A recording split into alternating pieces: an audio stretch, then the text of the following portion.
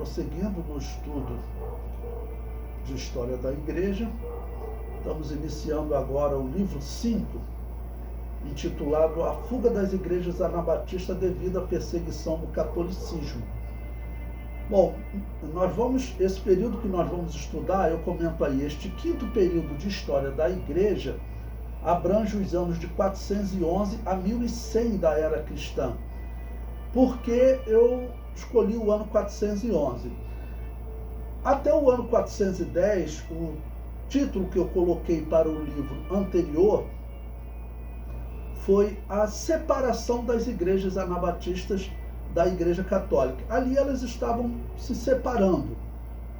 Aí, em alguns casos, os católicos romanos toleraram os anabatistas porque eles acreditavam na Trindade, então os católicos romanos não toleravam eles. Ok? Mas a partir do ano 411, a Igreja Católica Romana, principalmente pela influência de Agostinho de Hipona, eles vão começar a usar o exército romano para matar as igrejas que não aceitavam o batismo de recém-nascido. Essa é a verdade da história. Católico, protestante, reformado, eles podem pular, principalmente os protestantes e reformados, eles não gostam. Por quê? Porque se eu conseguir provar, como eu considero que eu provei, tenho provado para vocês e vou continuar provando, que essa é a Babilônia apocalíptica, que ela está tentando matar a verdadeira igreja, quem seriam na história os protestantes e os reformados? Simplesmente um grupo que tentou reformar a Babilônia apocalíptica, o que nós sabemos ser impossível. E o período que nós estamos vivendo é um período importante porque tanto protestantes quanto reformados já voltaram para a Igreja Católica. Em 2017, tá bom?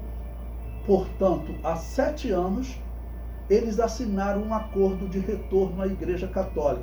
Inclusive, a Igreja Luterana, ela fez um pedido oficial para que a Igreja Católica venha readmitir Lutero como teólogo. E provavelmente vai readmitir, porque o catolicismo, para ele, o que é o essencial? É a invocação ao mundo dos mortos. E Lutero manteve essa heresia. Então eles vão readmitir Lutero. E eu vou repetir para vocês aqui, não é uma profecia, é uma interpretação que muito provavelmente vai acontecer. Qual é a interpretação? O ano de 2025, nós estamos em 2024, o próximo ano, ele deve marcar essa união final entre as igrejas católicas, protestantes e reformadas. Por quê? Porque em 1965, quando concluiu-se o Concílio Vaticano II, a Igreja Católica traçou um projeto em 60 anos unir todas as religiões e todas as igrejas. Quando se cumpre esses 60 anos? Em 2025. Daqui a um ano. E esse projeto está a pleno vapor. Então isso é um despertamento para vocês. Isso é um despertamento para os verdadeiros cristãos.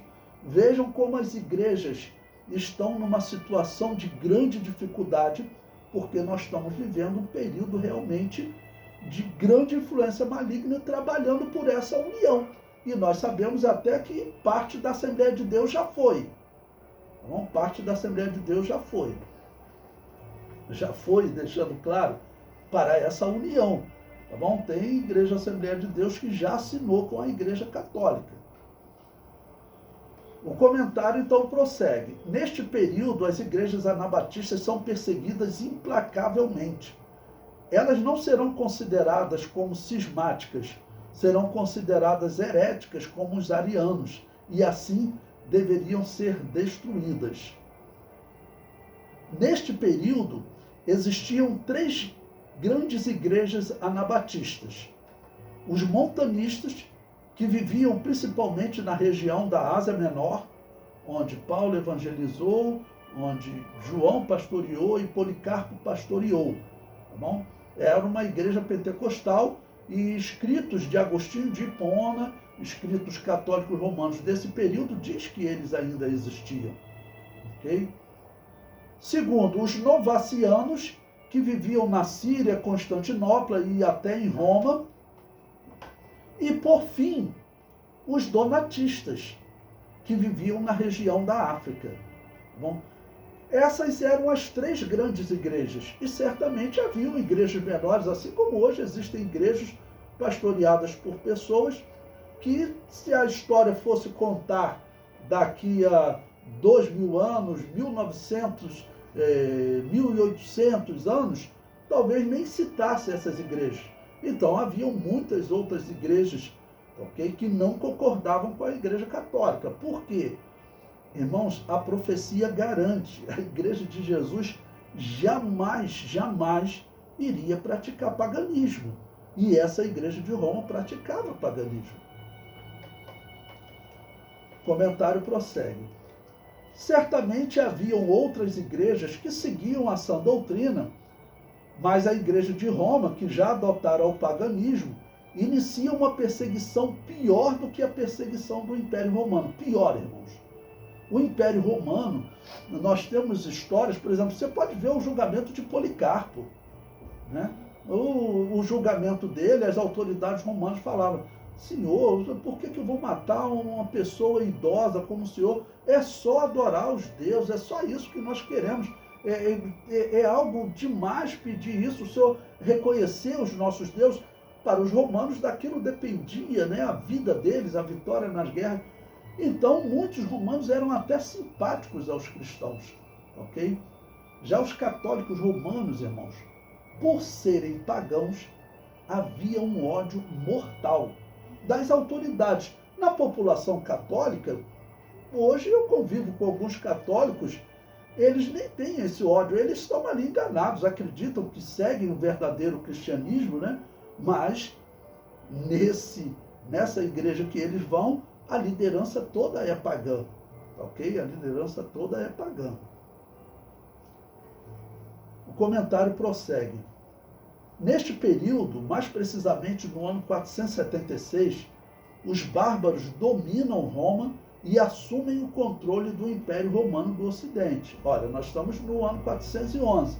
Um ano antes, no ano 410, eles invadiram a cidade de Roma e ocuparam a cidade ali por 6 meses, saqueando, roubando, matando, estuprando, fazendo de tudo.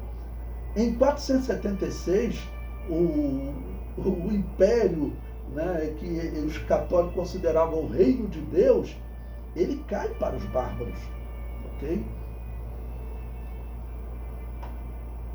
Algumas tribos bárbaras haviam adotado o catolicismo ariano e ocorrerão conflitos com os católicos romanos. Os bárbaros, eles vão até respeitar o Papa, mas nós vimos, quando eles invadiram em 410, eles já saquearam a igreja, destruíram algumas igrejas.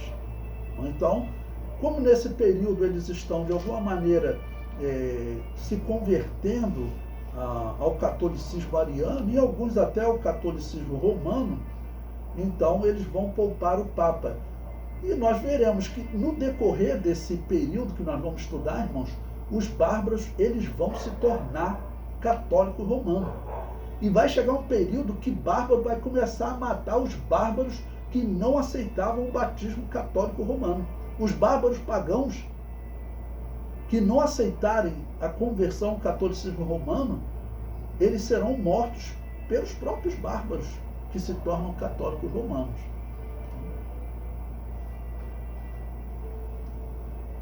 Os historiadores católicos afirmam que só não conseguiram exterminar, nesse período que nós vamos estudar, a igreja anabatista novaciana, pois um grupo desta igreja fugiu para a China próximo do ano 800.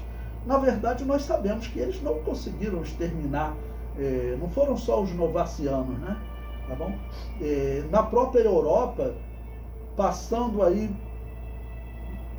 mais 400 anos, ou seja, próximo do ano 1100, 1200, os católicos romanos vão encontrar igrejas escondidas em montanhas da Europa. Eles tinham que viver escondidos em montanhas da Europa.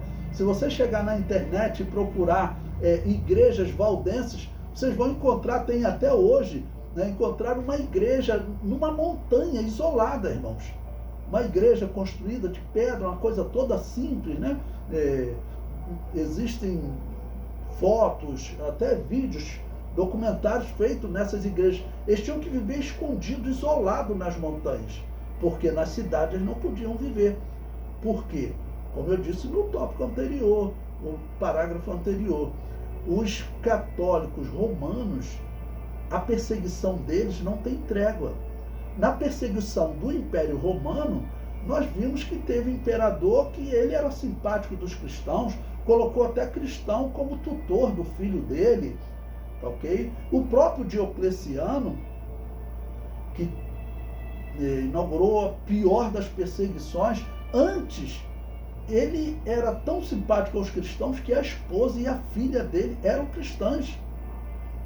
Foram os sacerdotes pagãos que induziram ele à perseguição. Aqueles mesmos sacerdotes pagãos estão agora no catolicismo. Eu mostrei para vocês período da história, principalmente ali no ano 350, 360, quando os filhos de Constantino assumiram o império, eles obrigaram os pagãos a cultuarem no catolicismo. Quando ia fazer uma cerimônia, os sacerdotes pagãos não podiam mais atuar. Então, os pagãos tinham que fazer a cerimônia no catolicismo. E que muitos sacerdotes pagãos foram para o catolicismo. Por quê? Porque no catolicismo eles podiam fazer a mesma invocação ao mundo dos mortos. Eles podiam cultuar o demônio como eles cultuavam. Tá, ok? Então, para eles não havia diferença. Então, nesse período, o catolicismo ele é totalmente pagão. E a perseguição será implacável. O comentário prossegue. Nesse período se cumpre a perseguição do dragão contra a mulher em Apocalipse 12. O dragão fará uso do seu principal aliado neste período, a igreja pagã de Roma, que é a Babilônia apocalíptica. Quando você abre em Apocalipse 12, depois que o menino que há de reger nações com vara de ferro, depois que aquele menino é levado ao céu, o dragão, ele lança um rio atrás da mulher. Eu falei para vocês que esse rio, que aí muda a figura do dragão para a serpente, né? Mas é claro, é o mesmo personagem do mal. Esse rio simboliza um rio de falsas doutrinas. E esse período aqui já tem muitas falsas doutrinas na Igreja Católica. Vamos tentar lembrar de algumas? Olha, a Páscoa, que é uma data profética, que indicava a morte de Jesus, já tinha sido alterada. Eles pregavam a morte de Deus. Pregavam a morte de Deus na cruz. Tá bom? Era o que Ari e Alexandre estavam debatendo. Tá ok? Eles já faziam invocação ao mundo dos mortos. Eles já tinham esqueletos dentro da igreja. Você entrava na igreja, você encontrava um esqueleto, eles diziam que era esqueleto de Estevão. Isso não é ilustração, isso é fato. A coisa vai piorando nesse período, tá bom? Mas nesse momento aqui, no ano 411, já era uma seita cheia de heresias.